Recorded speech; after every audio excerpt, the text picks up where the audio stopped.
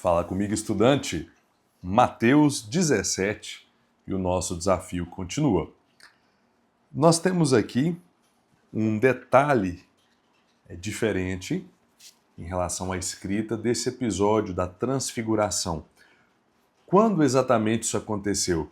Nós lemos em Lucas a descrição de que aconteceu cerca de 8 dias após Jesus proferir aquele discurso, falando sobre renúncia e aqueles outros detalhes. E aqui Mateus diz que aconteceu 6 dias depois. Qual a diferença? Nós sabemos muito bem que Lucas não presenciou esses eventos. Ele é alguém que veio depois dessa remessa de discípulos, ele veio fora do tempo e ele faz o seu registro do evangelho com base em uma investigação, em uma pesquisa, em entrevistas que ele faz. Então, se nós temos esse tipo de evangelho colocado do lado de um escritor que foi testemunha ocular, que estava vendo e ouvindo tudo, obviamente nós vamos ter uma precisão maior no caso de Mateus, e é exatamente o que está acontecendo aqui. Lucas diz, foi em torno de 8 dias, aproximadamente 8 dias. Mateus, por outro lado, dá a informação específica, precisa, ele diz, 6 dias depois. Os dois estão corretos. Agora, se Lucas diz 8 dias depois e Mateus 6 dias depois, a gente teria aqui uma divergência. Mas, mais uma vez, é importante nós lembrarmos desses detalhes, da autoria e da circunstância em que cada um está vivendo para poder fazer o seu registro e a sua versão do Evangelho. Temos aqui aquela velha e boa associação de Elias, tanto com Jesus como com João Batista. E aqui Jesus deixa bem claro, é a conclusão desse episódio, quando as pessoas perguntam, mas Jesus não teria que vir, porque eles tiveram essa visão. Jesus diz, no fim das contas ele já veio, mas as pessoas não perceberam. E aqui ele estava se referindo a João Batista. E para que fique bem claro, nós não estamos falando aqui de reencarnação ou nada parecido. Ele vem no espírito, no sentido de que segue as mesmas pegadas, tem a mesma postura, uma mensagem semelhante, uma convicção semelhante. Essa é a associação que aparece aqui, linkando e vinculando a pessoa de João Batista à pessoa de Elias, por conta de várias semelhanças que eles possuíam. Depois disso, nós vemos que os demônios são imparciais. Nós já lemos a história, mas nem crianças escapam das garras deles. E aqui, com mais nitidez, nós vemos o tamanho da maldade. Esse demônio fazia com que aquele menino, aquela criança, muitas vezes pulasse no fogo, mergulhasse em águas e com risco enorme de perder a sua própria vida.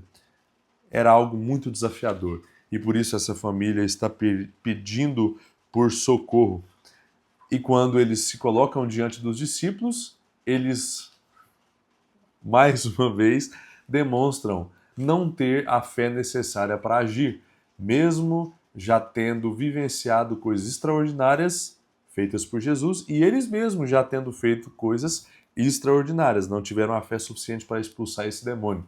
E Jesus utiliza a mesma analogia da mostarda, mas agora para se referir negativamente à fé daqueles homens. Ele diz, olha, vocês têm uma fé insignificante, porque se vocês tivessem uma fé minúscula, pequena, comparada ao de um grão de mostarda, quase que imperceptível aos nossos olhos, vocês fariam esse milagre. Vocês expulsariam esse demônio. Vocês moveriam uma montanha do ponto A até o B. Mas nem isso vocês têm. Vocês são fracos, homens de pequena fé, nos constrangendo a confiarmos mais, depositarmos mais também a nossa confiança nele e no seu poder. Depois disso, ele faz novamente uma predição da sua morte, com muitos detalhes. Ele diz, eu vou morrer daqui uns dias, mas ao terceiro dia eu ressuscitarei. Mas mesmo assim, os discípulos tiveram muita dificuldade para assimilar esses fatos lá na frente, quando isso aconteceu. Quarto lugar, nós temos um episódio que fala sobre o leão de Israel. E não estou falando de Jesus e nem de Deus. Leão aqui é uma brincadeira sobre os impostos que nós temos no Brasil, que muitas vezes são associados ao leão, quando nós pensamos em imposto de renda, por exemplo, o carnê do leão. Aqui, Jesus está diante de um episódio em que as pessoas estão pagando o imposto devido, o tributo para a coroa de Roma. E aqui nós vemos que sonegar imposto é pecado. Não há como negociar com isso.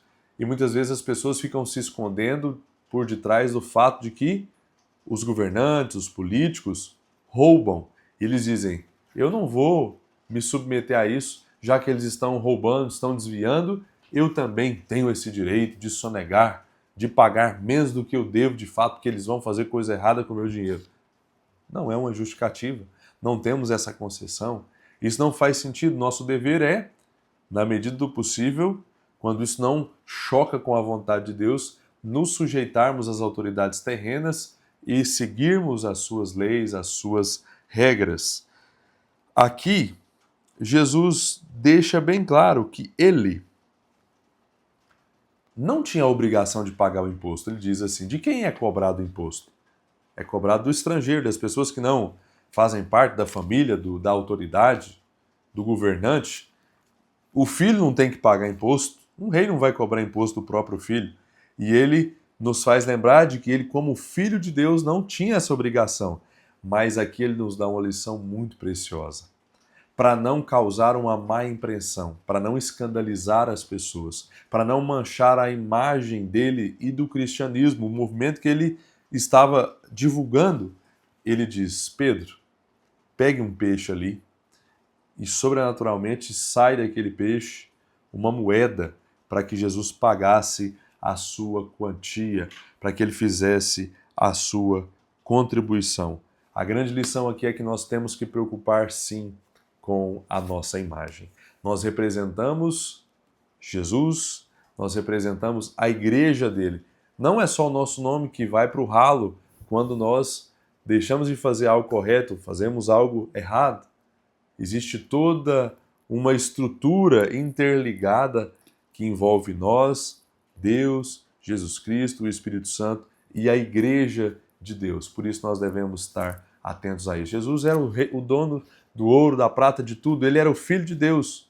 Não tinha essa obrigação, é isso que ele está dizendo. Mas mesmo assim, ele paga, nos ensinando a abrirmos mão da nossa razão, às vezes, nos ensinando a absorvermos o prejuízo, se for preciso, para cuidarmos da nossa reputação e, consequentemente, da reputação do Evangelho. Que Deus nos ajude na continuidade do nosso desafio.